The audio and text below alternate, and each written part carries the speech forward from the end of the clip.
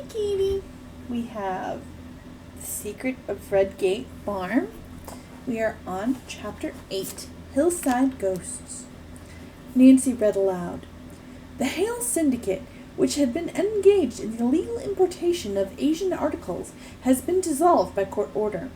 Nancy looked up and said, I don't see what that has to do with our perfume friend Yvonne Wong. A great deal, Bess declared. Read on and you'll find out. Oh! Nancy exclaimed a few seconds later. Yvonne was employed by the syndicate as a clerk in their shop. She hasn't been indicted because of insufficient evidence, and the top men have skipped. Bess nodded, realizing the impact of her important discovery. That perfume store we visited must have been owned by the syndicate. How long ago was the fraud discovered? George asked. The article doesn't say, Nancy returned. It has just now been made public. It doesn't surprise me the Wong girl was mixed up in some underhanded affair, George remarked. I didn't like her attitude from the beginning. Nor did I, Bess added, and I liked her less after Nancy found out she'd received the job Joe wanted. I'm certainly glad I didn't get that job, Joanne smiled. I'd much rather be here. Do you suppose Yvonne knew the work of the syndicate was dishonest? Bess asked with concern. I'm sure of it, George answered flatly. But it looks as if she and the others slipped out quickly when the federal authorities became aware of the racket. All this time, Nancy had been staring into space. It had occurred to her that Yvonne Wong might still be employed by the syndicate. Undoubtedly, the name and offices had been changed to throw off federal authorities. Was room 305 now the syndicate's headquarters? Nancy immediately thought of the coded message she had brought with her. The third number in it, 5, was the letter H, she told herself. Then she reflected on the recent newspaper article about the syndicate. The H might stand for Hale, she thought excitedly. And the line over it might mean someone by this name is important. The ringleader, perhaps. I must talk to Chief McGinnis again. I may have stumbled onto a clue of those missing Hale Syndicate men. After supper, she phoned the chief and propounded her theory. Well, Nancy, he said, it sounds as if you might have picked up a clue, sure enough. Send me a copy of that code and I'll get busy on it. After Nancy completed the call, she and the other girls studied the code once more. Gazing at the 16 and the 5, Nancy suddenly said, Why, that could stand for Maurice. Maybe that man's name is Maurice Hale. Now I'll sleep better, Bess sighed. The girls went to bed, happy and excited. The next day, everyone's attention was focused on a new boarder. Shortly after church services, Mrs. Alice Salisbury and her daughter, Nona, arrived in an expensive sedan. Mrs. Salisbury walked with a cane and complained loudly of her arthritis as the girls helped her into the house. Nona waited only long enough to see that her mother was made comfortable. Then she announced she must hurry back to the city nearby, where she lived. Mother was born on a farm, she told Mrs. Bird as she stepped into the car, and she simply pines for the country. I thought this arrangement might be ideal, since she's never entirely happy with me in the city. I'll drive down to see her weekends. I do hope she'll be happier here at Redgate Farm. Joanne and her friends hoped so too, but they were not at all certain, for it became increasingly apparent that Mrs. Salisbury could not be happy anywhere. She found no fault with the immaculate farmhouse or the lovely view from her bedroom window, but she constantly complained of her various aches and pains. She talked incessantly about her many operations. She had a sharp tongue and delighted in using it. She wouldn't be so bad if she'd only stop talking operations, George burst out. Makes me feel as if though I'm ready for the hospital myself. By the time the girls had adjusted themselves to Mrs. Salisbury, the second boarder arrived. He was Carl Abbott, a diamond-in-the-rough type of man. In spite of his 63 years, he boasted that he was just as spry as his son, Carl Jr., who he had brought with him. Carl Jr., who worked in a nearby city, was a personable young man. The girls, particularly Bess, were sorry he could not remain with his father. The girls liked Mr. Abbott very much, but they were appalled by his tremendous appetite. I wish we could turn him out in the yard to forage for himself, Joanne sighed several days later as she peeled her second heaping pan of potatoes. It's all I can do to keep one helping ahead of him. At first, Mr. Abbott insisted upon remaining in the kitchen, teasing the girls as they worked and sampling the food. Then he fell into the habit of sitting on the front porch with Mrs. Salisbury and chatting with her for hours. Frequently, they became involved in violent arguments about trivial matters just for diversion. After one of their many disagreements, Mrs. Salisbury would maintain a stony silence which was refreshing. But Mr. Abbott would once again take refuge in the kitchen. In spite of such slight annoyances, the days at Redgate Farm passed very pleasantly. Nancy would go into town on various errands for the boarders, and sometimes Mrs. Bird. One day she had just returned to the farm from a shopping trip, and on her way to the house stopped at the mailbox. There might be a letter from Dad, she thought, and drew out a stack of mail. She took it all into the house, where Mrs. Bird asked Nancy to distribute the letters. As she was sorting them out, she came to one addressed to the Black Snake Colony. "Look!" Nancy exclaimed. "This letter belongs to the Nature Cult.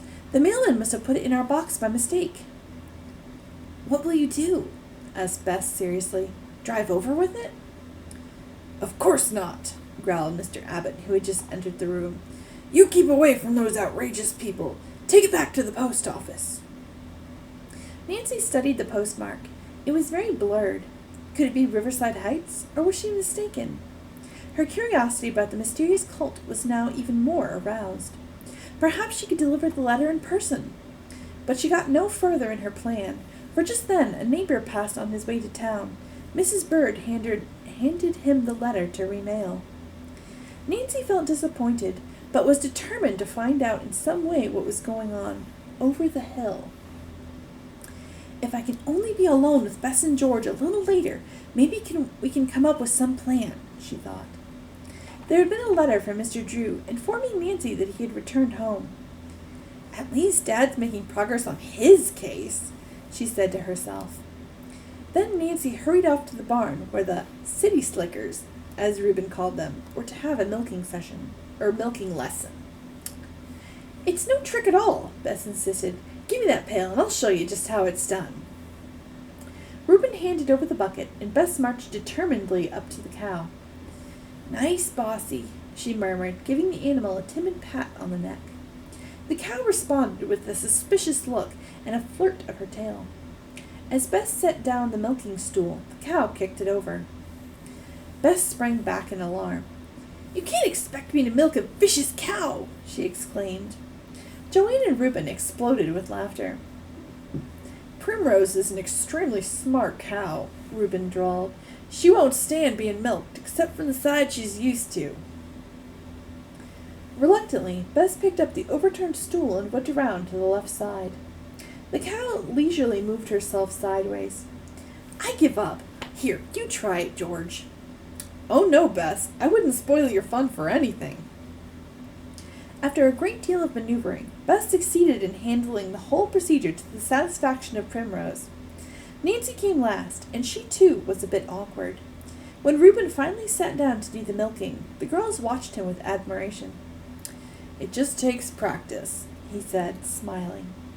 That evening, Mrs. Salisbury and Mr. Abbott had their usual disagreement, and both retired early. Mrs. Bird soon followed, leaving the girls alone on the porch. "Do you think there'll be any activity on the hill tonight?" George asked suddenly. "I'm not sure," Joanne answered, "but it's a good clear night and the moon is full, so the setting is perfect for it." "I'm dying to see what those nature enthusiasts look like," added Bess. Just so they don't come too close." It was a lovely evening, and Nancy had been only half listening to the chatter. She remained silent and thoughtful.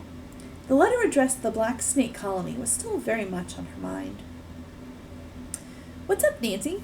Bess finally asked, noticing her friend's silence. "3 guesses," Nancy replied with a laugh.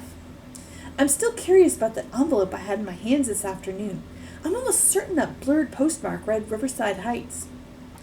"Even if it did," George remarked, "it could have been mailed by almost anyone and simply been written by almost anyone and simply mailed in Riverside Heights." "I suppose you're right," Nancy agreed. "I guess I'm trying too hard. But let's walk over toward the hill. The four girls started off. They crossed one field in front of the house and were just climbing a rail fence the next one when Nancy cried out, "Am I seeing things? Look! Over there on that hill!" Following her gaze, the girls were astonished to see shadowy white figures flitting about in the moonlight. "Ghosts!" Bess exclaimed. "Ghosts nothing," George retorted. "There's no such animal." "Don't be alarmed," Joanne said with a smile. "I imagine the members of the nature cult are having one of their festive airings by the light of the moon." The girls watched the cult members go through their mystic rites. "They're not doing much of anything," Nancy observed, "except flapping around." Within 10 minutes, the ceremony apparently was concluded. The white figures clustered together for a moment, then moved off across the hillside. "I wonder where they're heading," Nancy mused. "Back to their tents?" Joanne had been watching intently.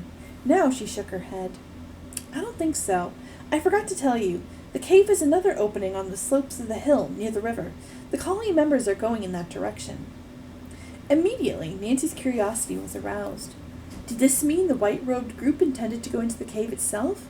If so, why? To continue the ceremony?